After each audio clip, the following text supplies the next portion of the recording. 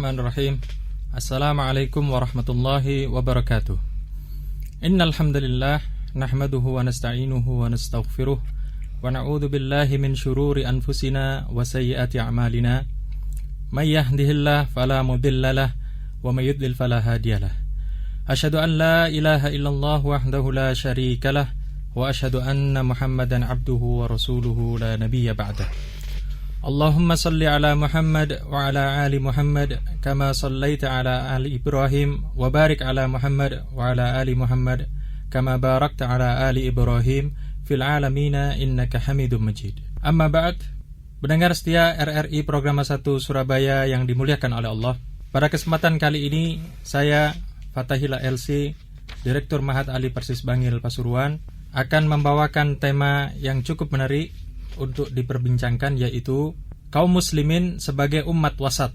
Pendengar setia yang dimuliakan oleh Allah, Allah Subhanahu wa taala berfirman dalam surah Al-Baqarah ayat 143, A'udzu billahi minasyaitonir rajim. Wa kadzalika ja'alnakum ummatan wasatan litakunu syuhada'a 'alan nas wa yakuna ar-rasulu 'alaikum syahida.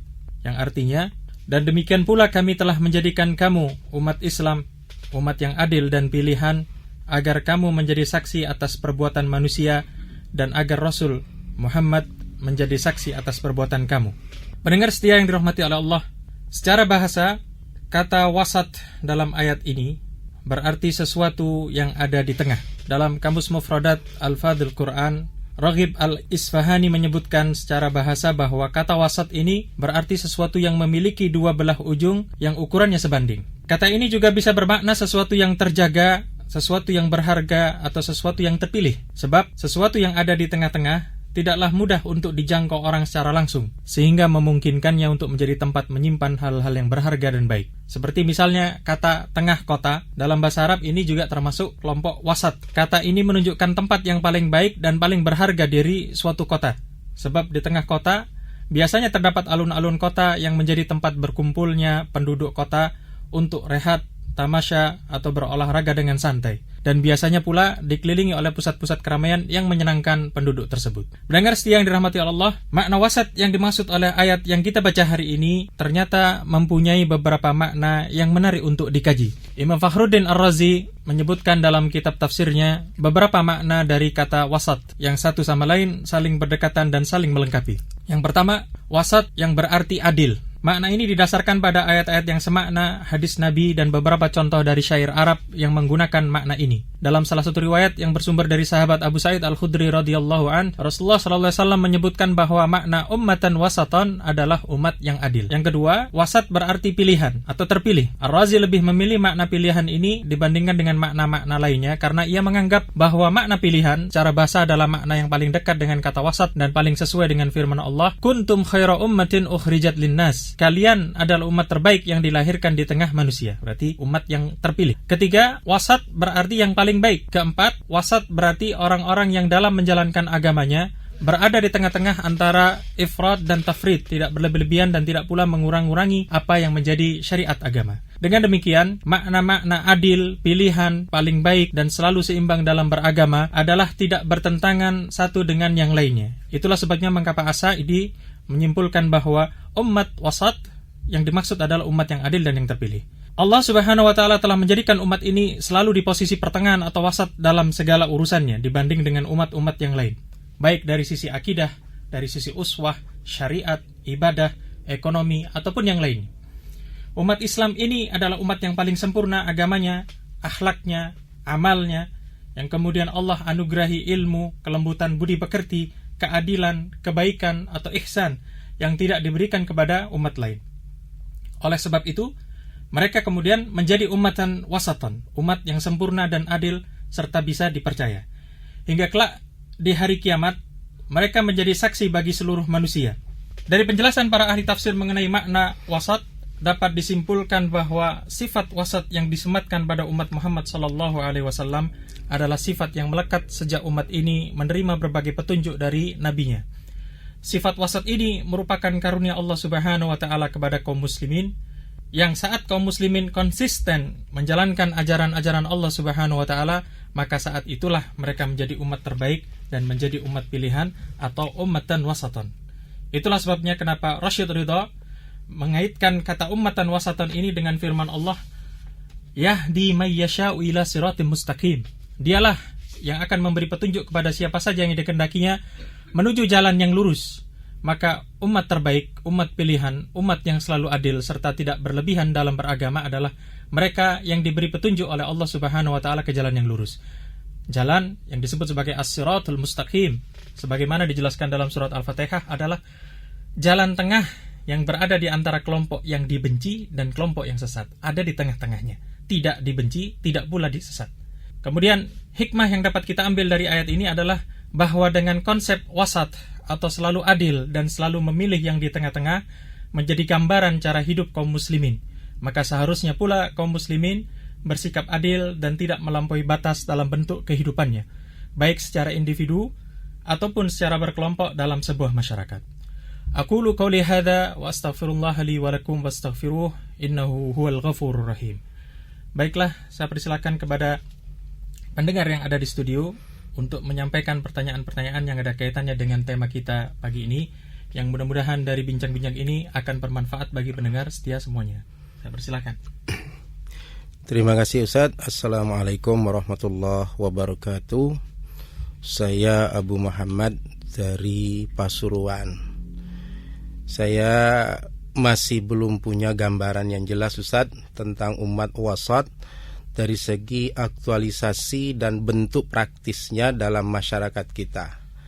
Apakah bisa diberi contoh yang memang nyata ada dalam kehidupan bermasyarakat? Banyak hal dan banyak segi-segi syariat Islam yang bila dicermati dan dibandingkan dengan syariat atau peri hidup umat-umat yang lain, ternyata memang kaum muslimin ini ada di tengah-tengah. Misalnya, kita ambil contoh dari segi akidah. Umat Islam berada di tengah-tengah dua ekstremitas, antara akidah atau kepercayaan ateisme yang beranggapan bahwa Tuhan itu tidak ada, bahwa alam semesta ini muncul dengan sendirinya tanpa pencipta, yang kemudian mereka yakini akan kekal selama-lamanya, lalu kemudian mereka tidak mengimani adanya hari kebangkitan. Ini adalah yang kita anggap sebagai ekstremitas, ekstrim tidak mempercayai adanya Tuhan. Kemudian sebaliknya, di seberangnya berlawanan, ada kepercayaan yang juga ekstrim hingga meyakini semakin banyak Tuhan semakin baik. Itu meyakini politeisme yang menyembah banyak Tuhan seperti agama Yunani kuno, agama Mesir kuno, ataupun agama musyrik di masa jahiliyah sebelum diutusnya Rasulullah SAW. Ini ekstrim dari segi memperbanyak Tuhan. Nah, kaum muslimin berada di tengah-tengah dan seimbang dengan hanya menyembah Allah Azza wa Jalla semata, mengakui bahwasanya alam semesta ini diciptakan oleh Allah, kemudian mereka hidup di situ, mereka kemudian akan dihisab, dibangkitkan kelak di hari kiamat, dan tidak mengenal yang disebut sebagai syirik. Dari segi ibadah, kita bisa juga bandingkan, ada umat yang hanya sepekan sekali beribadah, namun ada juga yang beribadah sampai 50 kali dalam sehari. Sementara kaum muslimin hanya 5 kali sehari, seimbang, tidak terlalu banyak, tidak pula yang ekstrim terlalu sedikit.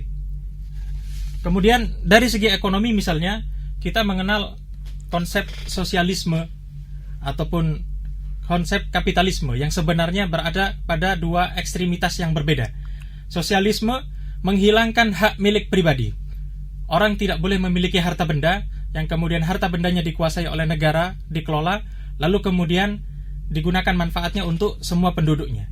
Sementara kapitalisme berbeda, mengakui adanya kepemilikan harta benda, akan tetapi kemudian memanfaatkan seluruh benda itu, memanfaatkan seluruh kekayaan itu untuk mencari untung sebesar-besarnya sehingga tidak peduli dengan sesamanya.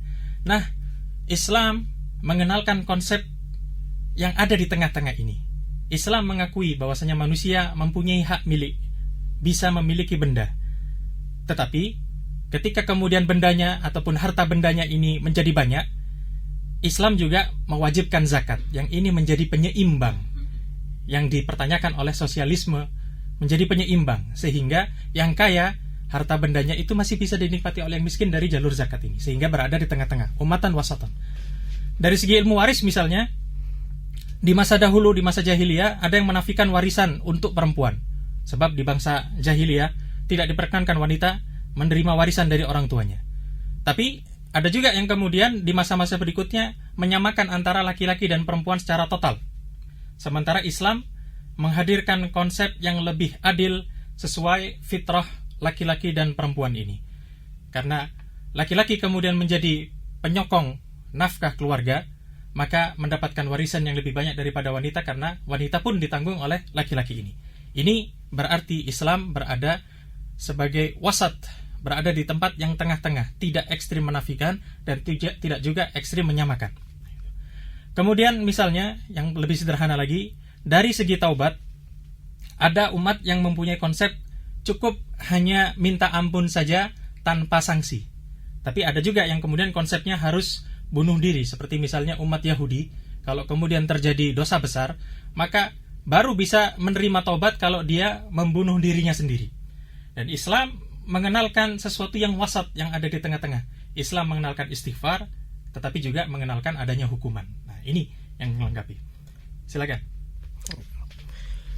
Kalau dilihat di akhir ayat yang kita kaji, Ustaz, disebutkan bahwa Rasulullah SAW menjadi penyaksi. Apa maksud dari penyaksi ini? Mohon dijelaskan. Baik, dalam riwayat yang disebutkan di kitab-kitab tafsir, ada disebutkan ketika manusia dibangkitkan di hari kiamat di hadapan Allah Subhanahu wa taala, maka Allah Subhanahu wa taala menanyakan kepada mereka tentang tabligh atau tentang rasul-rasul yang datang kepada umat-umat tersebut, apakah rasul-rasul ini sudah menyampaikan tentang ajaran-ajaran tauhid yang merupakan kewajiban mereka. Lalu kebanyakan umat mengingkari adanya rasul-rasul tersebut, mengingkari bahwasanya mereka telah menyampaikan ajaran-ajaran tauhid ini. Lalu kemudian nabi-nabi atau rasul-rasul yang diingkari oleh umatnya ini meminta saksi. Yang di sini kemudian yang menjadi saksi adalah umat Muhammad, umat Rasulullah SAW, yang kemudian menyaksikan bahwa mereka, para nabi ini, telah menyampaikan ajaran-ajaran tauhid tersebut dengan tuntas, dengan baik. Hanya kemudian umatnya yang kemudian membangkang dan mengingkari atau kufur terhadap ajaran-ajaran tersebut. Akan tapi umat-umat yang membangkang tadi membantah kaum muslimin yang menjadi saksi ini. Bagaimana Anda kemudian mengetahui nabi-nabi ini telah menyampaikan ajaran tauhid padahal mereka sudah wafat semua dan kalian ini adalah umat terakhir? Maka di sinilah kemudian peran Rasulullah SAW menjadi penyaksi bagi umat Islam, yang kemudian beliau SAW bersaksi bahwa seluruh umat Muhammad, seluruh kaum muslimin ini sudah menjadi ummatan wasatan, umat yang adil, umat yang bisa dipercaya, sehingga persaksiannya pun juga bisa dipakai untuk mendukung ajaran-ajaran nabi-nabi yang diingkari tadi. Nah, ini maksud dari bahwasanya Rasulullah SAW menjadi saksi untuk kaum muslimin. Satu lagi, Ustaz, apakah seluruh kaum muslimin itu disebut ummatan wasatan?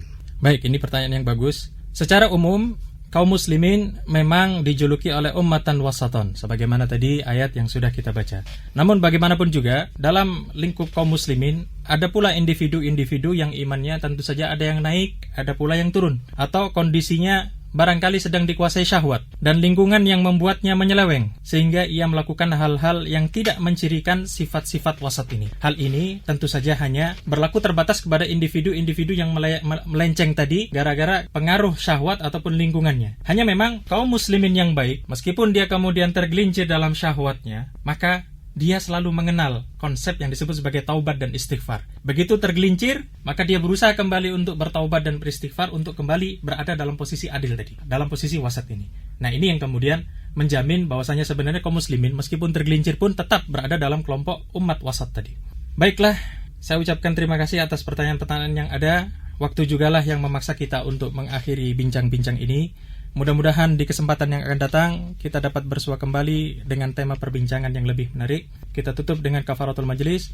Subhanakallahumma wa bihamdika asyhadu an la ilaha illa anta astaghfiruka wa atubu ilaik. Saya Fatahila LC, Mudir Ma'had Ali Persis Bangil. Assalamualaikum warahmatullahi wabarakatuh. Waalaikumsalam warahmatullahi wabarakatuh.